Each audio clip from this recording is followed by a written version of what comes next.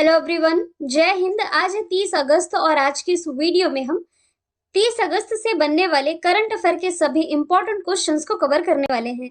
Revision कर लेते हैं फटाफट से। 29 अगस्त को हमने पढ़ा था कि 15वां Asia cup cricket tournament UAE में हुआ है और अभी हाल ही में उत्तर प्रदेश का जो कन्नौज जिला है इसे पर्यटन स्थल के रूप में विकसित किए जाने का फैसला किया गया है। असगर वजाहत इन्हें 2021 का व्यास सम्मान मिला है और जो हरिद्वार है इसे भारत का सर्वश्रेष्ठ आकांक्षी जिला, ये आकांक्षी नहीं होगा, आकांक्षी जिला चुना गया है। Under 17 FIFA women world cup इस साल का भारत होस्ट करेगा अक्टूबर के महीने में। भारत के 49 मुख्य न्यायाधीश बन गए हैं यूयू ललित।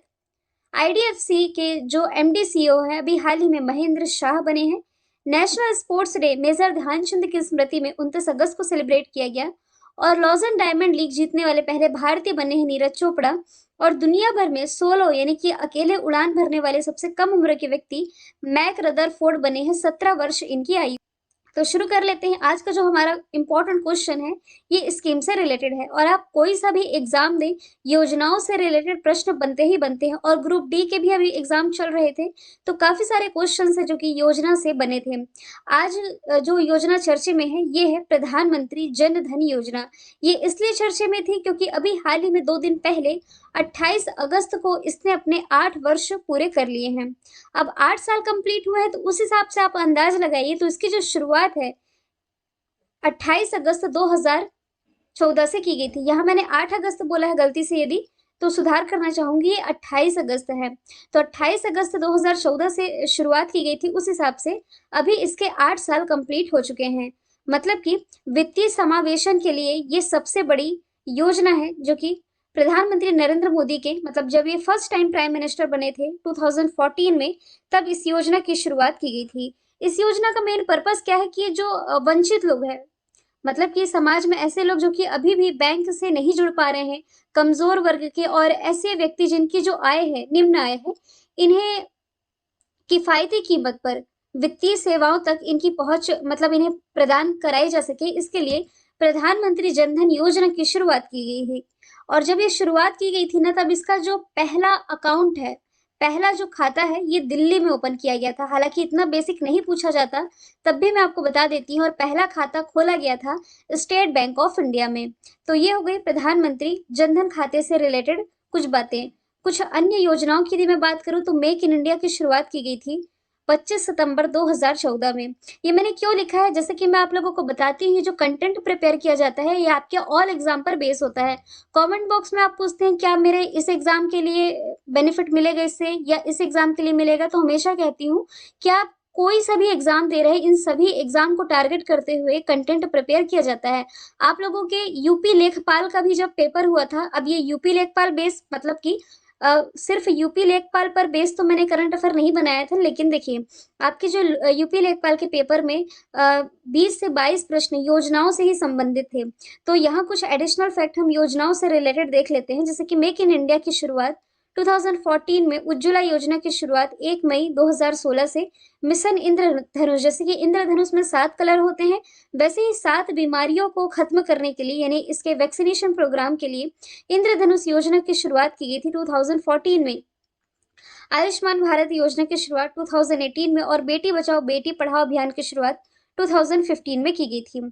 अदर ऑप्शन से कुछ हम एडिशनल जानकारी जान सकते हैं, जैसे कि प्रधानमंत्री जनधन योजना के बारे में तो हमने डिस्कस कर लिया।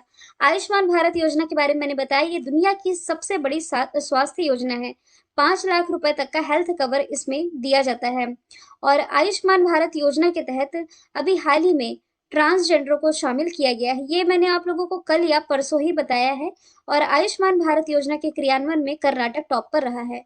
उज्ज्वला योजना, मुफ्त गैस कनेक्शन की सुविधा प्रोवाइड कराने के लिए उज्ज्वला योजना की शुरुआत 2016 में उत्तर प्रदेश के बलिया से की गई और इसी का 2.0 लाया गया 2021 में, यानी कि पिछले साल। तो इसकी भी शुरुआत उत्तर प्रदेश से की गई, लेकिन ये की गई महोबा से।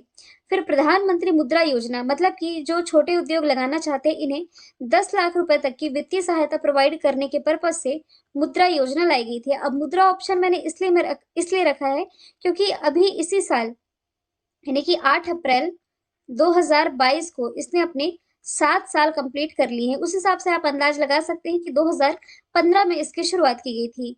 मुद्रा की फुल फॉर्म भी बनती है micro units development refinance agency. तो ये भी आप याद रख सकते हो। अगला प्रश्न है, पैदल चलने वाले और जो साइकिल से चलने वाले चालक हैं, इनके लिए 300 मीटर लंबे अटल ब्रिज का उद्घाटन किस शहर में किया गया है?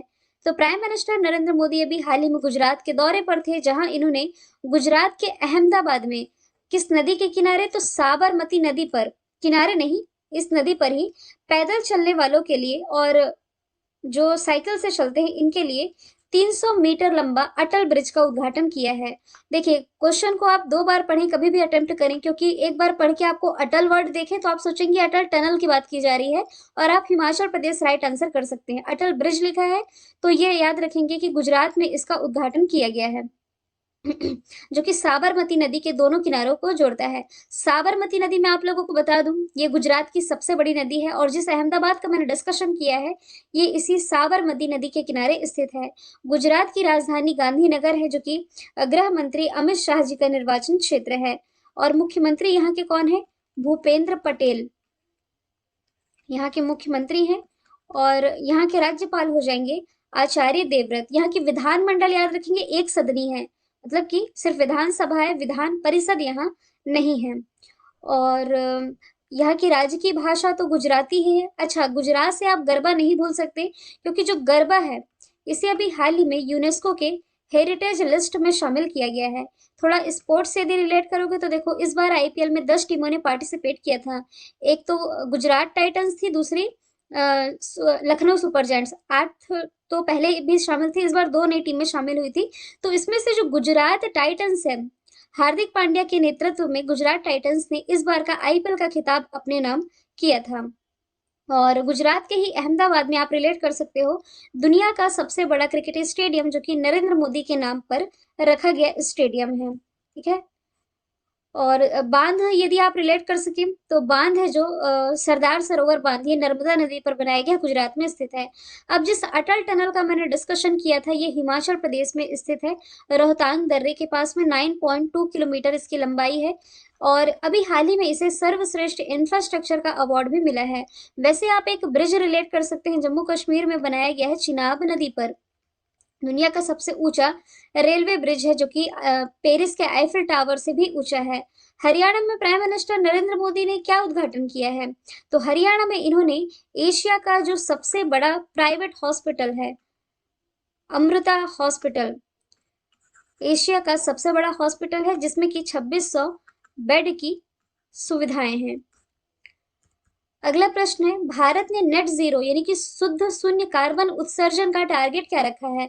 तो काफी बार मैंने आप लोगों को बताया है, भारत का ये टारगेट 2070 है, और ये वादा भारत ने नवंबर महीने में ही कर दिया था, नवंबर 2021 में, जब COP26 का आयोजन किया गया था। कहाँ किया गया था? स्कॉटलैंड के ग्लासगो में। तब भारत को रिप्रेजेंट कर रहे थे प्राइम मिनिस्टर नरेंद्र मोदी, और ये इस समिट में ये कह आए थे कि हमारा जो देश है भारत, ये 2070 तक जीरो कार्बन उत्सर्जक देश बन जाएगा। अब जीरो कार्बन उत्सर्जन कहने का मतलब क्या है? कि ऐसा है कि हमारे देश में कार्बन का उत्सर्जन ही नहीं होगा, ऐसा तो पॉसिबल ही नहीं है, क्योंकि जो कारखाने संचालित होते हैं उससे जो धुआं निकलता है, तो ऑब्वियस है कि कार्बन का भी उत्सर्जन होता है। जो गाड़ियां चलती हैं उनसे भी कार्बन निकलता है। देखिए, जीरो कार्बन उत्सर्जन बनना, इसका मेन मतलब है कि जितनी मात्रा में कार्बन डाइऑक्साइड का उत्सर्जन हो रहा है वायु में, मान लो 100 टन कार्बन का उत्सर्जन हुआ वायु में, अब इतने ही कार्बन को दबा दिया जाए। कैसे दबाया जाए? देखिए, जितनी मात्रा में कार्बन डाइऑक्साइड का उत्पादन हो रहा है, उतनी ही मात्रा में यदि इसे दबा दिया जाता है, तब इसे शून्य शुद्ध कार्बन उत्सर्जन का लक्ष्य आप हासिल करना कह सकते हैं। अब ऐसा तो नहीं कि इसे दबा दिया जाएगा, मतलब कि गैसों को इकट्ठा करके कहीं छोड़ा जाएगा, जमीन के अंदर दफना दिया जाएगा। कहने का मतलब है कि जितनी मात्रा में उत्सर्जन हो रहा है, तो इसे कट करने के लिए, इस कार्बन के उत्सर्जन को कट करने के लिए उतनी ही मात्रा में ग्रीनरी को बढ़ावा दिया जाए, जैसे कि वृक्षारोपण की नीति को प्रमोट किया जा रहा है, ज्यादा से ज्यादा ई व्हीकल को प्रमोट किया जा रहा है। तो इसी तरह जो ग्रीन हाउस गैसेस है, इनकी मात्रा में वृद्धि होने से रोका जा सकता है। ठीक है। देखिए, यहाँ 1 वर्ड में लिखा भी हुआ है कि कार्बन का उत्सर्जन उतना ही करना जितना हमारे देश के पेड़ और वातावरण इसे सोख सके, यही है जीरो कार्बन उत्सर्जन। समझ गए? अब मैं तो ये आपको काफी बार बता चुकी हूँ कि भारत का टारगेट 2070 तक का है। अब बीते 8 महीने से ही बता रही हूँ, लेकिन अभी फिर से ये क्यों चर्चे में आ गया? अभी इसलिए चर्चे में आया क्योंकि अभी हाल ही में एशिया सोसाइटी पॉलिसी इंस्टीट्यूट ने इसी संबंध में एक रिपोर्ट रिलीज की है, getting India to net zero. इसमें यह बताया गया है कि भारत को अपना ये लक्ष्य यदि पाना है तो भारत को लगभग $10 ट्रिलियन का निवेश करना होगा 2023 यानी कि अगले साल। नए कोयले के उपयोग को समाप्त करना होगा और भी काफी सारे भारत को पहल करने होंगे ताकि भारत अपने इस टारगेट को कंप्लीट कर सके। ठीक है? और भारत प्रमोट कर भी रहा है। देखिए, दिल्ली भारत का एक तो सबसे प्रदूषित क्षेत्र भी है। यहाँ वृक्षारोपण नीति लागू हो चुकी है। वृक्षारोपण नीति लागू करने वाला पहला राज्य दिल्ली ही है। इसके अलावा भारत में ई व्हीकल को काफी ज्यादा प्रमोट किया जा रहा है। साथ ही ई व्हीकल खरीदने वाले लोगों को सब्सिडी भी प्रोवाइड कराई जा रही है, केंद्र सरकार के भी द्वारा और राज्य सरकार के भी द्वारा। तो ये हो गया 2070 का लक्ष्य। अभी आप लोगों को याद होगा कि 15 अगस्त को जब भारत ने अपनी स्वतंत्रता के 75 वर्ष कंप्लीट किए, तब प्राइम मिनिस्टर नरेंद्र मोदी के द्वारा पंच प्रण का ऐलान किया और क्या कहा गया कि पंच प्रण का ये अचीव करने का टारगेट हम रखते हैं 2047 तक का। अब ये पंच प्रण है कौन कौन से? हालांकि इतना डिटेल में आप लोगों को नहीं लिखना है, लेकिन आप में से काफी सारे स्टूडेंट होंगे जो कि मेंस की तैयारी कर रहे होंगे, तो एक की पॉइंट मैं आप लोगों को बता देती हूँ। जैसे कि विकसित भारत, गुलामी से मुक्ति, विरासत पर गर्व, एकता और एकजुटता और नागरिकों का कर्तव्य, ये 5 प्रण हैं जो कि घोषित किए गए प्राइम मिनिस्टर नरेंद्र मोदी के द्वारा। 2025 का लक्ष्य भारत ने रखा है टीबी मुक्ति का और 2030 का लक्ष्य भारत ने रखा है मलेरिया मुक्ति का। अगला प्रश्न है, हाल ही में ड्रीम सेट गो के पहले ब्रांड एम्बेसडर कौन बनाए गए हैं? तो अभी हाल ही में जो बीसीसीआई के अध्यक्ष हैं सौरभ गांगुली, इन्हें स्पोर्ट्स एक्सपीरियंस और travel platform dream set go इन्होंने अपना ब्रांड एम्बेसडर बना दिया है, तो ये इसे प्रमोट करते नजर आएंगे। यदि मैं बात करूं सौरभ गांगुली की, तो ये बीसीसीआई के 39वें क्रम के अध्यक्ष हो जाएंगे। सौरभ गांगुली की जो बायोग्राफी है, ऑटोबायोग्राफी, ये एग्जाम का पार्ट बन चुकी है और बुक्स एंड ऑथर से प्रश्न तो बनते ही हैं। सेंचुरी इज नॉट इनफ, ये इनकी ऑटोबायोग्राफी है।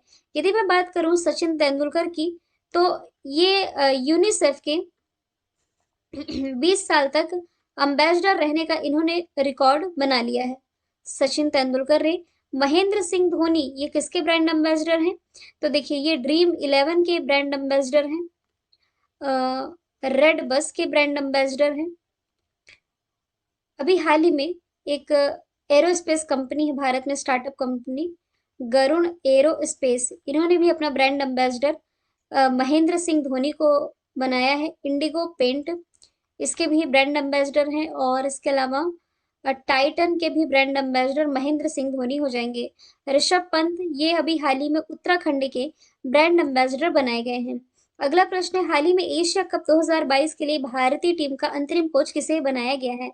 देखिए, इस क्वेश्चन को आप चाहें तो स्किप कर सकते हैं, ये मैंने आप लोगों को जानकारी के लिए बताया है कि जब ये टूर्नामेंट शुरू होने वाला था ना, तो देखो, पहले तो याद रखना कि भारतीय टीम के मतलब पुरुष टीम के पहले कोच रवि शास्त्री थे, फिर बाद में प्रभार किसे मिला? राहुल द्रविड़ को। लेकिन जो एशिया कप टूर्नामेंट शुरू होने वाला था, इससे पहले राहुल द्रविड़ कोरोना पॉजिटिव पाए गए थे, तो इनके चेकअप के लिए इन्हें रोका गया था, ये नहीं जा पाए थे। इस बीच में अंतरिम मुख्य कोच ये बनाया गया था वीवीएस लक्ष्मण को, सिर्फ जानकारी के लिए बता रही हूँ। फिर ये टूर्नामेंट शुरू होने के पहले ही, जब इंडिया पाकिस्तान मैच होना था ना, उसके पहले ही राहुल द्रविड़ है जो ये ठीक हो गए, तो अब ये इंडिया लौट आए थे वीवीएस लक्ष्मण।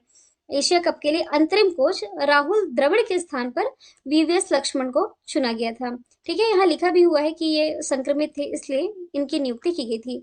अब वीवीएस लक्ष्मण का डिस्कशन आया है, तो इनसे रिलेटेड एक किताब आप लोगों को याद रख लेनी है, क्योंकि इनकी जो किताब एग्जाम का पार्ट बन चुकी है, 281 एंड इट्स बियॉन्ड। 281 है क्या? तो ये वीवीएस लक्ष्मण के द्वारा ही बनाए गए रन है, ऐतिहासिक रन। तो इसके पीछे की क्या कहानी है, पूरा इन्होंने इस किताब में बताया है। रवि शास्त्री की पहली किताब लॉन्च हुई थी, stargazing players in my life, ये रवि शास्त्री की पहली किताब हो जाएगी। यदि मैं बात करूं सुनील गावस्कर की, तो सुनील गावस्कर के नाम पर ना इंग्लैंड का एक क्रिकेट ग्राउंड है, लिसेस्टर क्रिकेट ग्राउंड, इसका नाम सुनील गावस्कर के नाम पर रखा गया है। फिर मीनू मार्कंड ये आईसीसी हॉल ऑफ फेम में शामिल 7वें भारतीय बने हैं। इनसे पहले कौन कौन है, काफी बार मैं आप लोगों को बता चुकी हूँ। कपिल देव, अनिल कुंबले, बिशन सिंह बेदी, सुनील गावस्कर, राहुल द्रविड़, सचिन तेंदुलकर, कितने हो गए, 4 2 6। और मीनू मार्कंड ये 7वें भारतीय बने जो कि आईसीसी हॉल ऑफ फेम में शामिल हुए। अगला प्रश्न है, भारत का पहला 3D पोस्ट ऑफिस ये कहाँ बनाया जाएगा। ऐसे स्टूडेंट जो मुझसे 1 साल पुराने हैं या 1 साल पहले से जुड़े हैं उन्हें मालूम होगा, अप्रैल या मई 2021 में ये न्यूज आई थी कि भारत का पहला 3D प्रिंटेड हाउस है जो ये बनाया गया था आईआईटी मद्रास के द्वारा। ये एक घर की बात की गई थी। और अभी हाल ही में भारत का पहला 3D पोस्ट ऑफिस ये बन करके तैयार हुआ है बेंगलोर में, जो कि कर्नाटक की राजधानी है। इसका निर्माण किया गया L&T कंपनी के द्वारा। ये वही L&T यानी कि लॉसन एंड टर्बो कंपनी है जिसने की दुनिया की जो सबसे ऊंची प्रतिमा है स्टेच्यू ऑफ यूनिटी गुजरात के केवड़िया में, ये भी बनाया गया है लॉसन एंड टर्बो कंपनी के द्वारा। तो ये जो 3D प्रिंटेड पोस्ट ऑफिस है इसमें 25 लाख रुपए खर्च किए जाएंगे। तो ये 3D प्रिंटर से बने डाकघर ये सामान्य डाकघरों की तरह ही कार्य कर सकेंगे। बैंगलोर ये वृषभावती नदी के किनारे बसा हुआ है। भारत की जो स्पेस एजेंसी है ना, ISRO, Indian space research organisation, ये इसी बैंगलोर में स्थित है। भारत की जो पहली गर्ल्स फुटबॉल एकेडमी है, क्योंकि यहाँ भारत का पहले का ही डिस्कशन आया है क्वेश्चन को, यदि आप पढ़ें तो भारत की पहली गर्ल्स फुटबॉल एकेडमी ये इसी बैंगलोर में स्थापित की गई है। ये भी आप रिलेट कर सकते हो कि भारत का पहला इंटीग्रेटेड एसी टर्मिनल बैंगलोर में बनाया गया है। दिल्ली में, ये आपके ग्रुप डी का सवाल था कि वॉर मेमोरियल कहाँ है, तो भारत का पहला वॉर मेमोरियल है जो ये दिल्ली में स्थित है। भारत का पहला रेलवे संग्रहालय यानी कि रेलवे म्यूजियम कहाँ है, तो ये दिल्ली में ही स्थित है। मुंबई जो कि महाराष्ट्र की कैपिटल है, यहाँ अभी हाल ही में डबल डेकर ई व्हीकल ई बस है, स्विच नाम से डबल डेकर जो ई बस है ये लॉन्च की गई थी। किसके द्वारा लॉन्च की गई थी, नितिन जयराम गडकरी जी के द्वारा। और नागपुर महाराष्ट्र में भारत का पहला क्या, तो भारत का पहला डबल डेकर, माफ कीजिएगा, एक तो ये रिलेट कर सकते हो, भारत का पहला LNG terminal liquefied natural gas, LNG terminal कह दिया, माफ कीजिए, भारत का पहला एलएनजी प्लांट ये इसी नागपुर में ही स्थापित किया गया। और रिसेंटली ना जो national highway authority of India limited है इसके द्वारा 3.1 किलोमीटर लंबा डबल डेकर फ्लाईओवर बनाया गया है नागपुर में। ये मैं फ्लाईओवर कहना चाह रही थी। अगला प्रश्न है, यूईएफए का सर्वश्रेष्ठ फुटबॉल खिलाड़ी, सर्वश्रेष्ठ प्लेयर ऑफ द ईयर आप कह लें, ये किसे चुना गया है। तो देखिए, मेंस और वुमेन्स दोनों की कैटेगरी मैंने यहाँ लिख दी है। एलेक्सिया पुटेलस जो कि फीमेल कैटेगरी में ये चुनी गई हैं, स्पेन से बिलोंग करती हैं। और मेल कैटेगरी में फ्रांस के जो करीम बेंजेमा हैं ये चुने गए हैं सर्वश्रेष्ठ खिलाड़ी। पुरुष वर्ग में और महिला वर्ग दोनों में मैंने बता दिया है। यहाँ जो डिस्कशन आया है यूईएफए का, तो यूईएफए इसकी फुल फॉर्म बनती है union of European football association, जिसके द्वारा दोनों कैटेगरी में ये अवार्ड दिए गए हैं। अच्छा, एक ऑप्शन मैंने रखा है जो कि फुटबॉल से ही रिलेटेड है, लियोनल मेसी, ये अर्जेंटीना से बिलोंग करते हैं। ये वही अर्जेंटीना है जिसने भी हाल ही में कोपा अमेरिका खिताब अपने नाम किया था। तो टाइम मैगजीन के द्वारा सबसे ज्यादा कमाई करने वाले एथलीट की लिस्ट में ना लियोनल मेसी टॉप पर रहे थे। तो इस प्रश्न का राइट आंसर क्या हो जाएगा, बोथ ए एंड बी। अगला प्रश्न है, जूता और चमड़ा उत्पाद नीति 2022 लॉन्च करने वाला जो पहला राज्य बना है, कौन बना है, तो ये बन गया है तमिलनाडु। ऑप्शन नंबर सी इसका राइट आंसर हो जाएगा। देखिए, जब भी मैंने आप लोगों को चमड़ा उद्योग के बारे में बताया तो चमड़ा उद्योग के लिए हमेशा ही कानपुर जो कि उत्तर प्रदेश का शहर है, कानपुर चमड़ा उद्योग के लिए प्रसिद्ध है, इसलिए तो वहां भारत का पहला लेदर पार्क स्थापित होने जा रहा है। लेकिन अभी हाल ही में तमिलनाडु लेकर के आई है चमड़ा उत्पाद नीति, जूता और चमड़ा उत्पाद नीति। यहाँ चमड़ा क्षेत्र में ये 20,000 करोड़ रुपए खर्च करने जा रही है और इससे लगभग 2 लाख लोगों को रोजगार मिल सकेगा। और यहाँ 400 करोड़ रुपए के विशाल जूता चप्पल विनिर्माण पार्क की आधारशिला रखी गई। कुल मिलाकर के ये जो चमड़ा क्षेत्र है इसमें लोगों को रोजगार प्रोवाइड कराने के लिए ये पॉलिसी लॉन्च की गई है तमिलनाडु गवर्नमेंट के द्वारा। तमिलनाडु की राजधानी चेन्नई, मुख्यमंत्री M.K. स्टालिन हो जाएंगे और R.N. रवि यहाँ के राज्यपाल हैं। सरकारी स्कूलों में ना फ्री में नाश्ता देने वाला जो भारत का पहला राज्य है, ये तमिलनाडु हो जाएगा। आवारा जानवरों को एम्बुलेंस की फैसिलिटी प्रोवाइड कराने वाला भी पहला राज्य ये तमिलनाडु बना है। अच्छा, ये मद्रास आप लोग काफी बार सुनते होंगे कि भारत का पहला नगर निगम यही बना है, क्योंकि ये ग्रुप डी का सवाल था आप लोगों का। तो मद्रास का ही नाम बदल करके तमिलनाडु किया गया था। तो मद्रास का नाम तमिलनाडु कब किया गया था? 1969। ये पेन नहीं चल रहा, क्या हो गया? एक सेकंड रुको। कुछ ना कुछ टेक्निकल इशू आते ही रहता है। ये अचानक से पेन चलना क्यों बंद हो गया? चलिए, अब मैं ओरली ही बताना पड़ेगा लगता है आप लोगों को सारी चीजें, क्योंकि पेन अब काम करना बंद कर दिया है। 8 क्वेश्चन हो गए हैं। क्योंकि अब मैं शुरू करूंगी तो फिर से एकदम स्टार्टिंग से शुरू करना होगा। एक बार कनेक्ट करने की कोशिश करती हूँ।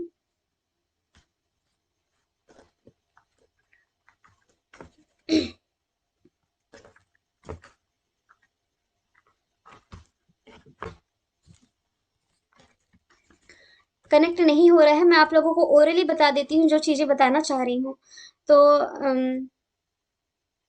क्या बताया मैंने? चमड़ा उत्पाद नीति के लिए तमिलनाडु। तो तमिलनाडु में ये भी आप याद रखेंगे, सबसे लंबा समय तक का शासन, ये आप हिस्ट्री से यदि रिलेट करें ना, तो जो चोल राजवंश था, चोल राजवंश ने यहाँ सबसे लंबे समय तक शासन किया। और पोंगल और जल्लीकट्टू यहाँ से आप रिलेट कर सकते हो। अब यहाँ देखो, इस प्रश्न में बात की जा रही है पॉलिसी की। क्वेश्चन में लिखा हुआ है ना नीति, नीति यानी कि वही पॉलिसी। तो बाकी के 3 ऑप्शन आप रिलेट कर सकते हो जो कि किसी न किसी पॉलिसी से रिलेटेड है। ऑप्शन नंबर 1 में है मेघालय। मेघालय जो कि वाटर पॉलिसी, जल नीति लागू करने वाला भारत का पहला राज्य है। Option number A, water policy. दूसरे नंबर में है गुजरात। तो गुजरात जो है सेमीकंडक्टर पॉलिसी लागू करने वाला पहला राज्य है। डी नंबर पे है राजस्थान, जो कि बायोफ्यूल पॉलिसी लागू करने वाला पहला राज्य है। देखूंगी यदि पेन चलने लगेगा तो आप लोगों को ये लिखित फॉर्मेट में ही PDF प्रोवाइड करा दूंगी। फिर अगला प्रश्न है कि अबू धाबी मास्टर 28वां अबू धाबी मास्टर्स का खिताब किसने जीता है? तो ये भी हाल ही में जीत लिया है अर्जुन एरिगेसी ने। और अर्जुन एरिगेसी ने डेविड एंटन गुजारो को हरा करके ये खिताब अपने नाम किया। इसका आयोजन UAE के अबू धाबी में किया गया था। ऑप्शन नंबर बी में है राहुल श्रीवास्तव, जो कि हाल ही में भारत के 75वें ग्रैंड मास्टर बने हैं। R प्रज्ञानंद, इन्होंने भी हाल ही में वर्ल्ड चैंपियन मैग्नस कार्लसन को हराया था। मैग्नस कार्लसन का नाम मैंने ऑप्शन नंबर डी में लिखा है। ये वर्ल्ड चैंपियन है जो कि नॉर्वे से बिलोंग करते हैं। अंतिम प्रश्न है, हाल ही में किस राज्य को 119 साल में दूसरा रेलवे स्टेशन मिला है? तो नागालैंड में लगभग 119 साल, 100 साल से ऊपर हो चुके हैं। और इसका जो पहला स्टेशन है 1903 में खोला गया था नागालैंड के दीमापुर में। तब से अभी तक यहाँ दूसरा स्टेशन नहीं था। रिसेंटली यहाँ दूसरा स्टेशन ओपन हो चुका है, इसलिए चर्चे में आया है। तो नागालैंड की राजधानी कोहिमा, यहाँ के मुख्यमंत्री नेफ्यूरियो, नागा जनजाति यहाँ की प्रसिद्ध है। हॉर्नबिल फेस्टिवल यहाँ मनाया जाता है। बाकी ऑप्शन को आप रिलेट कर सकते हो, जैसे कि यहाँ दूसरा रेलवे स्टेशन मिला है, वैसे ही आप रिलेट कर लो कि 5 एयरपोर्ट मिले हैं, तो किसे मिले हैं? ऑप्शन नंबर बी में है उत्तर प्रदेश। 5 एयरपोर्ट वाला भारत का पहला राज्य उत्तर प्रदेश है। फिर असम को 7वां मिला है। क्या मिला है? तो असम का 7वां नेशनल पार्क दिहांग पटकाई बना है। अच्छा, ऑप्शन नंबर ए में अरुणाचल प्रदेश मैंने मिस कर दिया। तो अरुणाचल प्रदेश को दूसरा एयरपोर्ट मिल चुका है, डोनी पोलो एयरपोर्ट। 10 प्रश्न यहाँ से कंप्लीट होते हैं। और मैंने कल आप लोगों से पूछा था यूके में भारत के अगले हाई कमीशन, राइट आंसर था विनय दुराई स्वामी। आज का सवाल है, बेंजामिन नेतन्याहू की आत्मकथा इस साल लॉन्च होगी। आत्मकथा का नाम क्या है? आंसर कमेंट बॉक्स में बताइएगा। फिर अब थोड़ा सा लास्ट 2 क्वेश्चन से टेक्निकल इश्यू हुआ, उसके लिए माफ कीजिएगा। फिर मिलेंगे नेक्स्ट वीडियो के साथ। Thank you so much.